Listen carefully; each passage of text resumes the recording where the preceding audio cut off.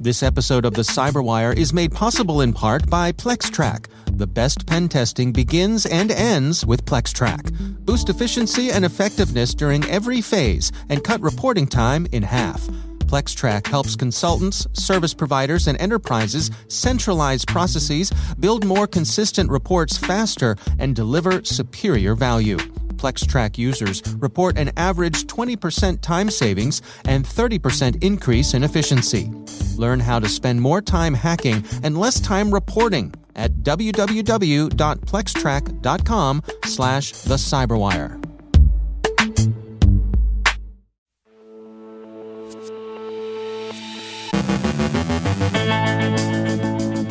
Russia reroutes internet traffic in occupied regions of Ukraine through Russian services. The Stormous gang hacking on behalf of Russia.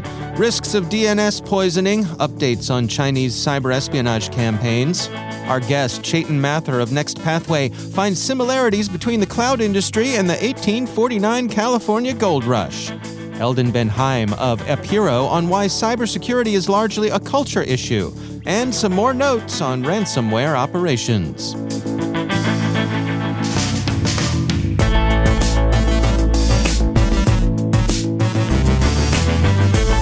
From the CyberWire studios at Data Tribe, I'm Dave Bittner with your CyberWire summary for Tuesday, May 3rd, 2022.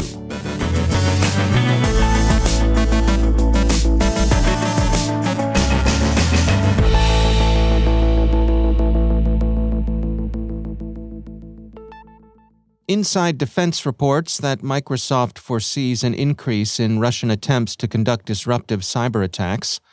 Meanwhile, Russia has rerouted internet traffic in occupied regions of Ukraine through Russian services. The occupiers shut down the internet in Kherson over the weekend and then restored it by routing traffic through Russian infrastructure. NetBlocks reports that on 1st of May, hours after the internet blackout in Kherson, regional provider Skynet partially restored access. However, connectivity on the network has been rerouted via Russia's internet instead of Ukrainian telecoms infrastructure, and is hence likely now subject to Russian internet regulations, surveillance, and censorship. Trustwave has been tracking the activity of Stormous, a group largely unknown before Russia's invasion of Ukraine, and which since February has announced ransomware attacks against Western targets.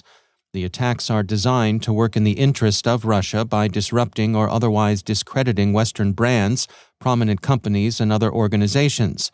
An attack it claimed against Coca-Cola is representative, flashy, and unconfirmed. Stormous has been received skeptically by the security industry, as many analysts regard them as scavengers of old leaks, and not as exhibiting any genuine ransomware chops. They remind Trustwave of another wild-card outfit, Lapsus. Trustwave says the group's motivating principles and behavior somewhat resemble the Lapsus hacker group, which targets entities mainly in the Western Hemisphere. Like Lapsus, Stormous is quite loud online and looks to attract attention to itself, making splashy proclamations on the dark web and utilizing Telegram to communicate with its audience and organize to determine who to hack next. While Lapsus seems to have been motivated by cash and cachet, the lulls and money, Stormous's motivations appear political. They say they're hacking in the Russian cause, and there's no reason not to take them on their word. But the group may have experienced a setback. Trustwave updated its report late yesterday and says the Trustwave Spider Labs team has noted Stormous's underground website became inaccessible on April 29th. At this time, it is not known why the site is down. We will continue to monitor for additional threat intelligence. Security Scorecard has released a summary of its study of the distributed denial of service attack against Ukrposhta, Ukraine's national postal service. The attack seems to have represented a reprisal for Ukrposhta's issue of a stamp commemorating the Snake Island middle finger of defiance, Russian warship Go F Yourself, and the subsequent destruction of the Russian warship in question, Black Sea Fleet flagship Moskva. Some of the key points Security Scorecard brings out include the attack lasted just over 16 hours and was launched by nearly 1,000 bots, which are now considered to be part of the Zadnost botnet. The majority of the botnets were microtik routers located in Indonesia, Thailand, and the Philippines, and the DDoS attack used DNS amplification, similar to previous Zadnost attacks on Ukrainian government and financial websites in February. Ukr-Poshta was able to recover from the attack without undue difficulty. Security Scorecard thinks it sees signs that the Zadnost botnet may be running out of resources. They say SSC observes the first-time use of Russia-based bots and the reuse of Zadnost infrastructure, a possible indication Zadnost is starting to exhaust its inventory of unique infrastructure. Nozomi Networks reports finding a vulnerability that affects the domain name system implementation of all versions of UC-libc and UC-libc-ng. This involves a C standard library widely used in IoT products. The vulnerability opens affected devices to DNS poisoning attacks. Sentinel Labs has been following the activities of Motion Dragon, which they describe as a Chinese-aligned cyberespionage threat actor operating in Central Asia. Motion Dragon's approach is interesting, involving trial-and-error abuse of traditional antivirus products to attempt to sideload malicious DLLs. Another Chinese APT, variously called Lotus Panda, Override Panda, or Nikon, has resurfaced. Cluster 25 is tracking the APT's cyberespionage against ASEAN nations. Security Week reports that security firms see evidence suggesting links between the recently observed Black Basta ransomware operation and the Conti gang. Black Basta's high-profile victims have included Deutsche Windtechnik and the American Dental Association. Researchers at Minerva believe each Black Basta sample is specially created for a specific victim, as a company ID is hard-coded into the ransom note as well as a public key. And finally, Cisco Talos researchers have released the results of their study of leaked Conti and Hive ransomware gang chats. Both groups do extensive pre-attack research into prospective victims, and both gangs negotiate their demands and are quick to lower them, presumably on the proverbial grounds that half a loaf is better than none. Conti is hands down the more professional of the two, with Hive exhibiting a crudely direct approach to extortion, as well as slipshod OPSEC.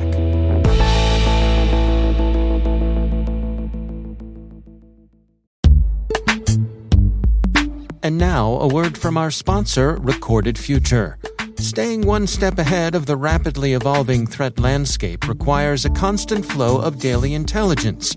To stay up to date on everything happening in the world of cybersecurity, join over 50,000 other security professionals who subscribe to the Cyber Daily. With daily email updates on the latest cybersecurity news, top threat actors, exploited vulnerabilities, suspicious IP addresses, and more, the Cyber Daily is the first thing security professionals check every morning. To learn more and subscribe for free, go to recordedfuture.com/cyber-daily. And we thank Recorded Future for sponsoring our show.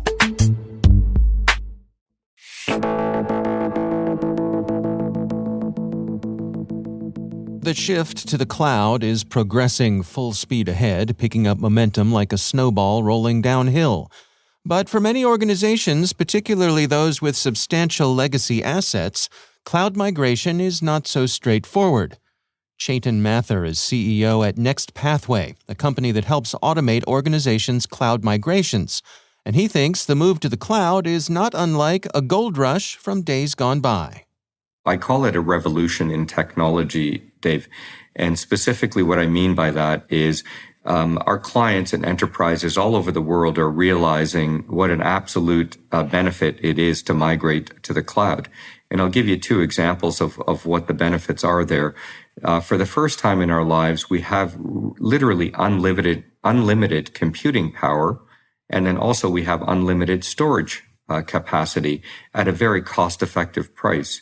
So it, to me, is the panning of gold and getting everything migrated over to the cloud, where people can literally save millions of dollars on infrastructure costs once they have migrated over to the cloud. Well, where do you suppose we stand right now? I mean, I think it's fair to say that we're a few years into this migration. How would you describe the state of things?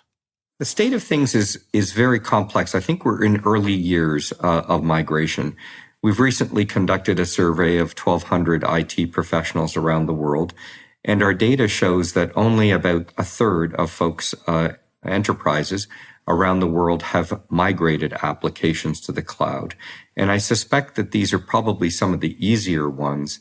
And therefore, I believe that the journey is going to be at least another 5 to 7 years before we've completely migrated everything to the cloud, perhaps even longer. And what do you suppose is keeping people from jumping on the bandwagon?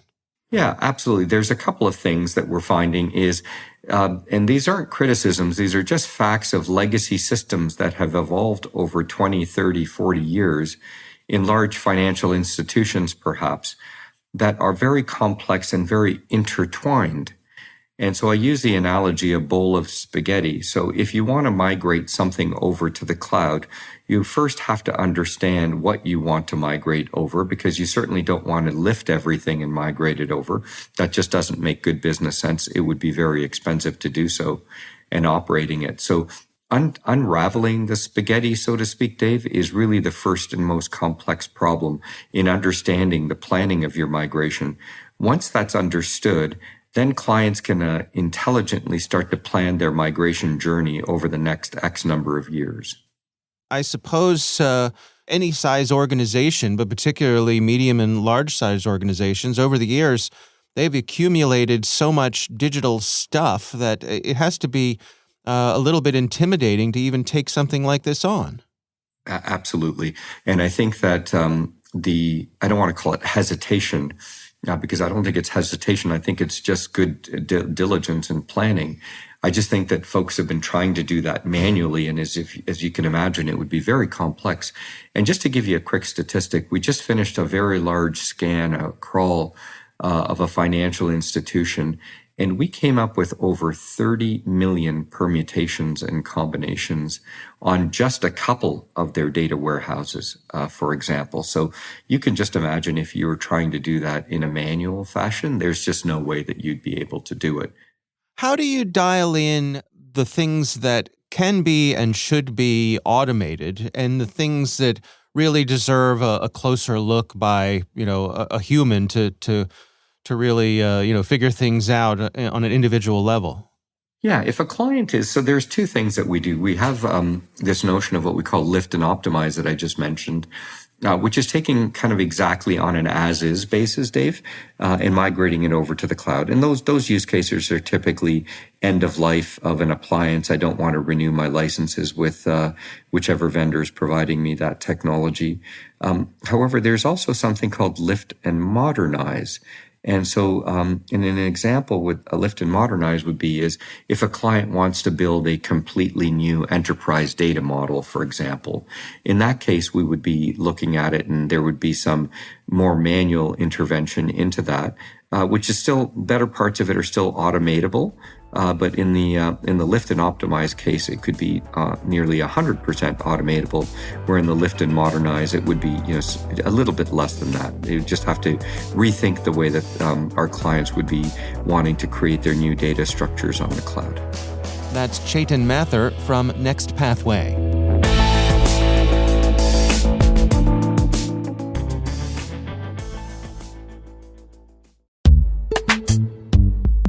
And now, a word from our sponsor, KnowBe4. There's a reason more than half of today's ransomware victims end up paying the ransom. Cybercriminals have become thoughtful, taking time to maximize your organization's potential damage and their payoff. After achieving root access, the bad guys explore your network, reading email, finding data troves, and once they know you, they craft a plan to cause the most panic, pain, and operational disruption. Ransomware has gone nuclear. The folks at KnowBe4 have an on-demand webinar that will get you up to speed on ransomware. In this webinar, you'll find out why data backups, even offline backups, won't save you, why ransomware isn't your real problem, and how your end users can become your best last line of defense. Go to knowbe4.com/ransom to learn more about the webinar. That's knowbe4.com/ransom. And we thank KnowBe4 for sponsoring our show.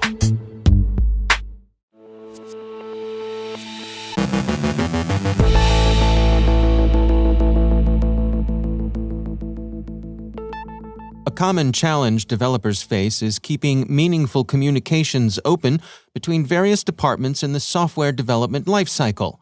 Eldan Ben-Haim is chief architect at software supply chain security firm Apiiro, and he makes the case that software supply chain security is largely an issue of corporate culture.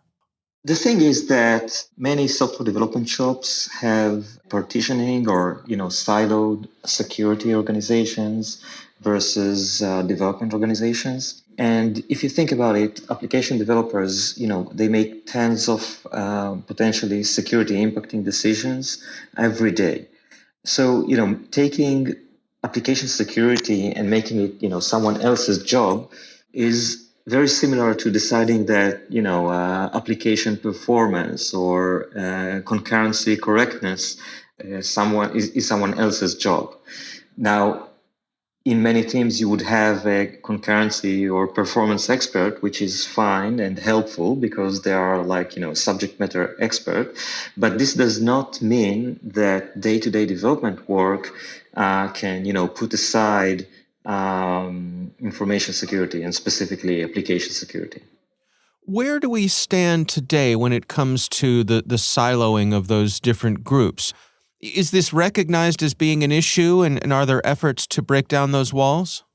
I think that there are efforts to break those walls. I think some organizations have adopted an approach where there are, security champions embedded in development teams, which is probably a step in the right direction. I think that there is some recognition of the notion that, basic security training is something that developers should have. But still, I think that there's some way to go. I think that our expectations from developers as far as security is concerned are still lower than what they could be.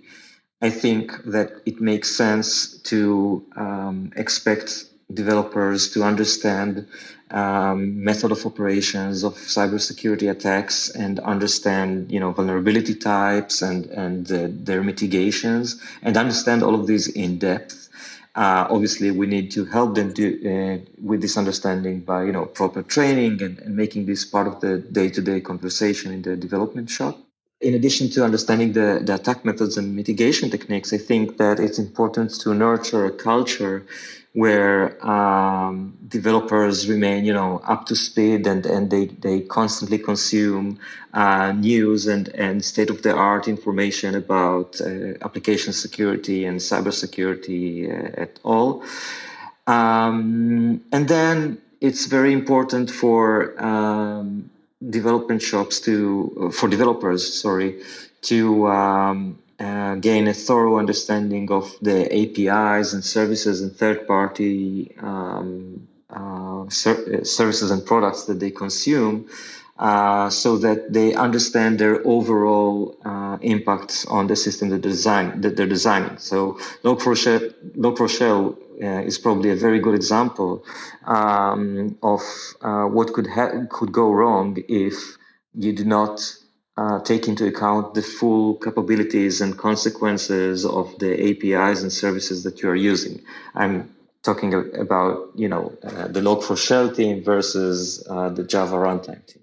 What about people who are going to resist this? People generally don't like change and they're used to doing things the way that they're used to doing them. How do we get those people to come along? People often get it when you explain the importance. And I have found, the analogy of saying, security is just part of the job as much as, understanding concurrency or understanding performance or correctness is part of the job.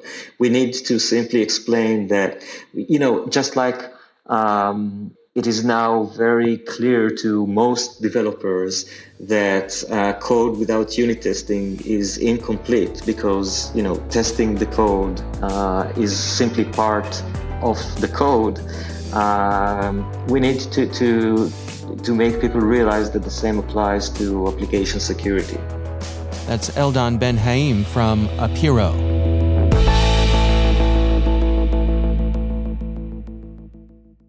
Thanks to all of our sponsors for making the CyberWire possible, especially our supporting sponsor, CyberReason. Ransomware shouldn't feel inevitable. You should feel invincible. CyberReason is undefeated against ransomware with the only predictive ransomware protection available. It's the ultimate defense against ransomware. Visit cyberreason.com to learn more. Thank you also to our friends at RSA Conference, where the world talks security. Through global events and year-round content, RSAC connects you to cybersecurity leaders and cutting-edge ideas for a safer, more secure future. Learn more at rsaconference.com/cyberwire22.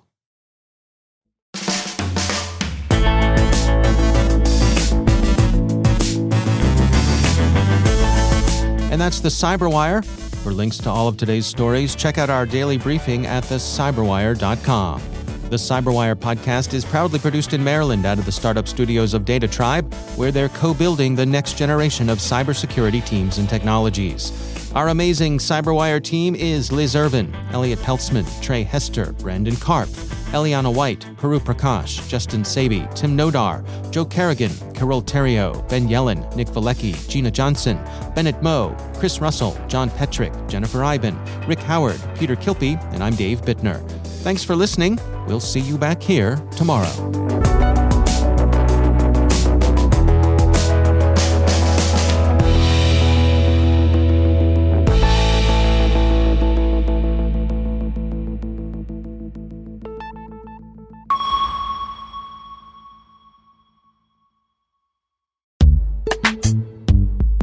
And now, a word from our sponsor, CyberReason. They're out there, and they're coming for you.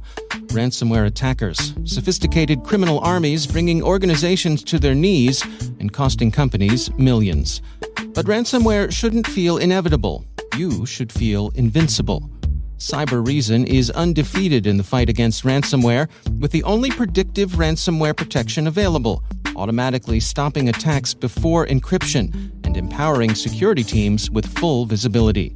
It's the ultimate protection against ransomware, an AI-powered defense that defeats ransomware at every stage of the attack, stopping today's threats and ready for tomorrow's.